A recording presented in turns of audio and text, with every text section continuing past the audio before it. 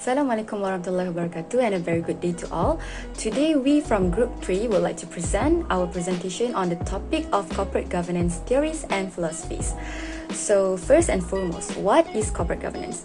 So basically corporate governance comes from the Greek word Kiberman, that means to steer, guide or govern, and also Latin word gubernare and the French word governor.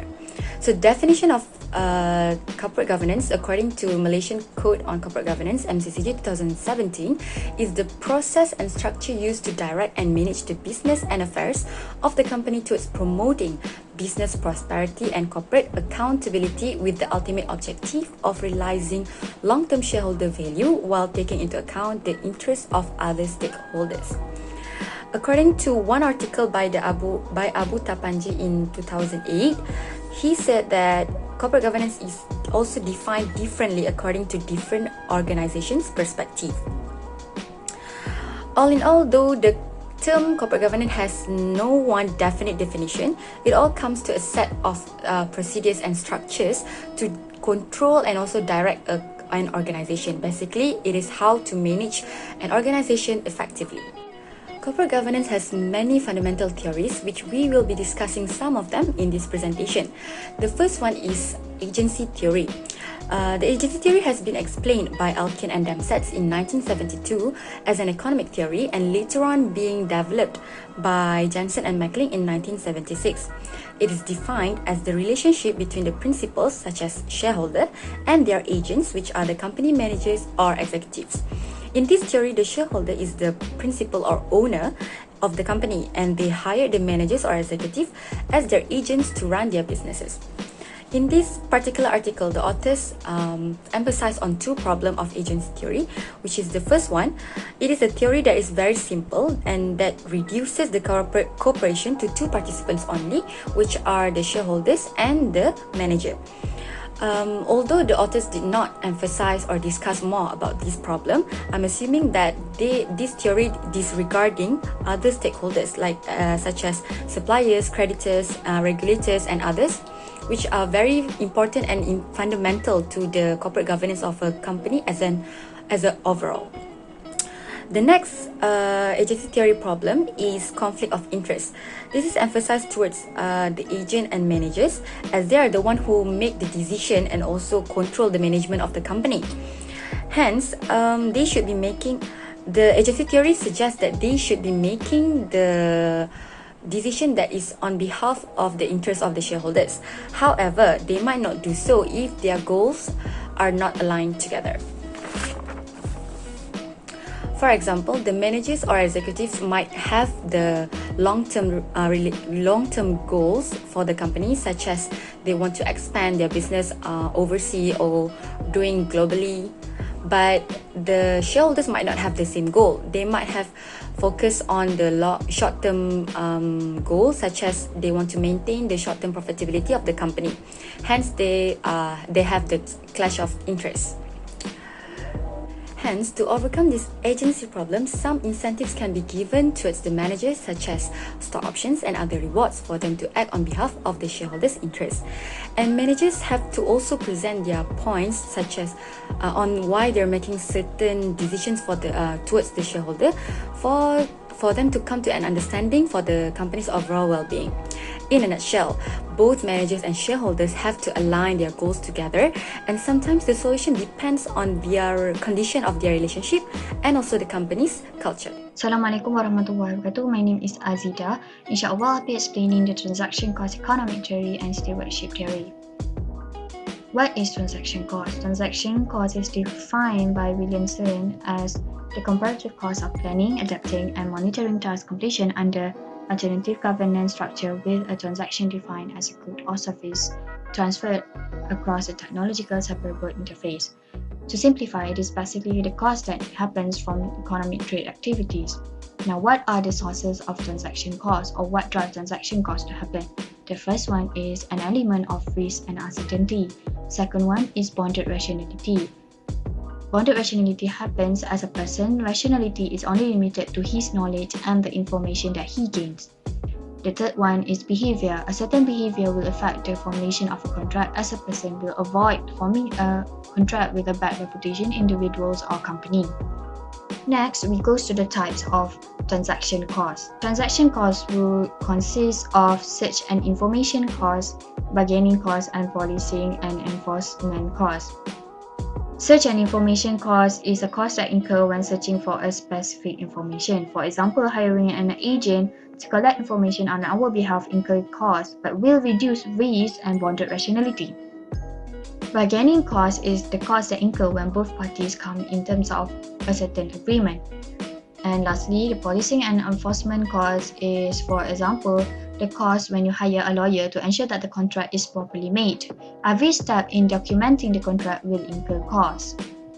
Now we go to transaction cost economic theory. It is first developed by Ronald Coase in 1937 and later was elaborated by Oliver Williamson in 1975. It is basically about the role of firms in minimizing costs. According to CorporateFinanceInstitute.com, the TCE theory states that a hierarchy can allocate resources more effectively or efficiently than a method due to imperfect information or bonded rationality. Okay, how does this happen? So this is basically how it happens. A supplier, buyer number 1 and buyer number 2. Buyer number 1 is a corporation with higher hierarchy and higher transaction costs, which means that they are able to get the resources and information that they want.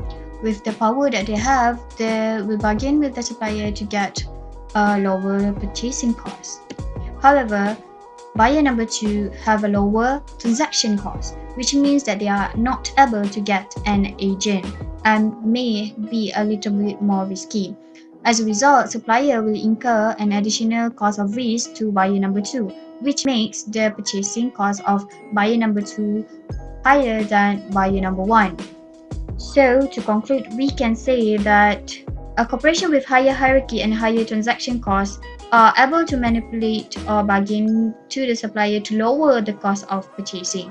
This is what we call as transaction cost economic theory. Next, we will go to stewardship theory. Just to note that the information that I get is based on an article made by Andrew Key. According to Andrew Key, stewardship theory is quite similar to agency theory, but the main role and behavior of directors is toward achieving firm goals. Other than that, like agency theory, stewardship theory also recognize a form of agency as is in the corporate settings. However, what makes it different is that stewardship theory emphasizes more on cooperation and collaboration than on control and conflict. This theory focuses that directors as stewards act in the best interests of their company without concerning their own economic interests, which means that their action leads to more of a collectivist or organizational utility rather than self-serving benefits. This is because they seek intrinsic rewards. For example, they are more satisfied seeing the success of the company instead of getting bonus or profit. So now I'm going to speak to you about resource dependence theory.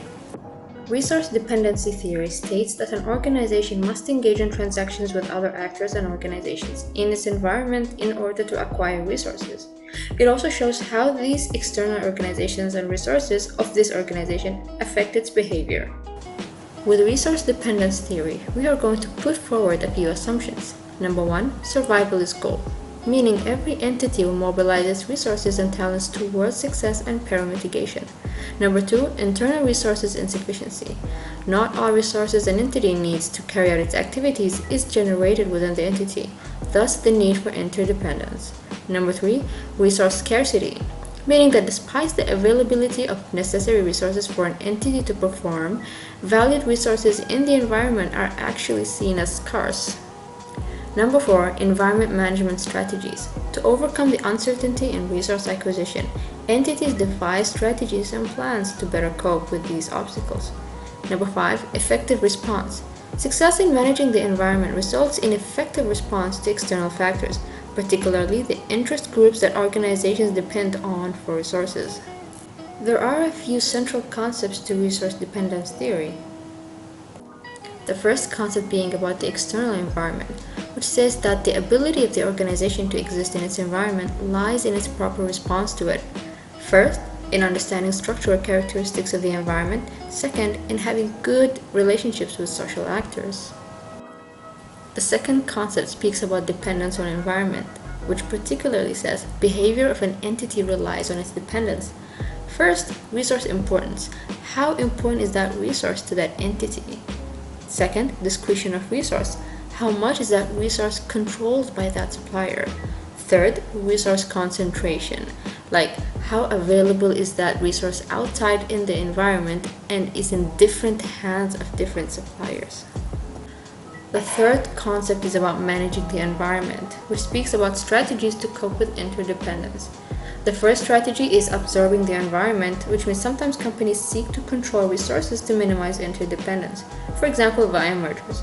Number two is creating the environment, which means organizations use greater power of the social system to control interdependence through legal means. Number three, negotiating the environment, which means a company can establish collective structures of inter-organizational actions, just like joint ventures, associations, and coalitions. Next up, we have Enlightened shareholders' value theory. Enlightened shareholders theory states that profit maximization is the goal of the company, but it is still subject to the interest of other stakeholders, such as employees and creditors. Great news, right? But what is special about the Enlightened shareholders' value theory?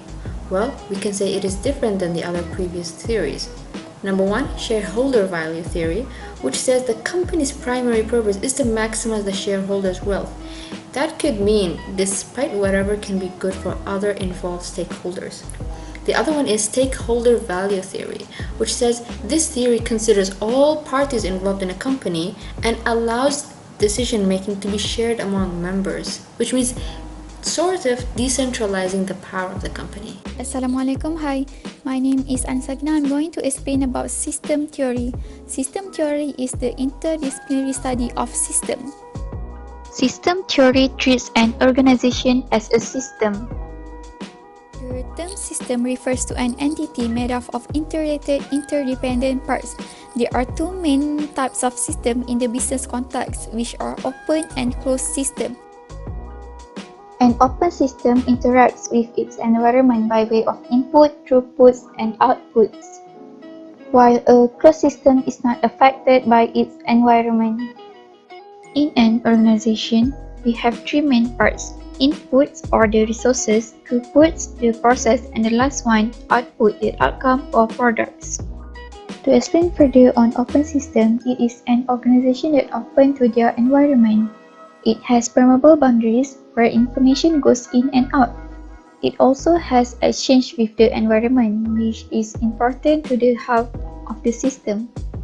Lastly, the environments are unpredictable. For example, what's going to happen to the competitors and to the future. Systems have boundaries, level of abstraction, and also functions. A system boundary is an interface which separates the system from its environment. In general, what happens outside the system in the system's environment is of vital importance. Firstly, the system can affect the environment, and secondly, environment can affect the system. Thus, we need to identify and establish what is inside the system and what is outside in the environment. This requires us to define the system boundary. Boundaries separate the system of interest from its environment. The environment contains those elements and further systems that interact in some way with the system of interest. Typically, the environment of a system provides its input and consumes its output. Any element or system that does not interact with the system of interest lies outside the environment in the universe. However, deciding what is and what is not part of a system is not that easy. System's level of abstraction is level at which the system is perceived and the amount of detail treated within it. It is also defined as the amount of complexity by which a system is built or programmed. The higher the level, the less detailed. The lower the level, the more detailed. The higher level of abstraction is the entire system. The next level will be a handful of components and so on. while the lowest level could be millions of objects. The different parts of the system are called subsystems and are interrelated. Some of these subsystems are independent and don't need interlinking through any process. The subsystems of an organization are interconnected through various processes, such as communication, decision-making, and balance. In summary, a system is goal-seeking by definition.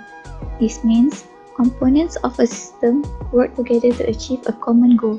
Plus, organizations cannot separate from their environment, and the teams cannot operate in isolation. That's all from us. Thank you.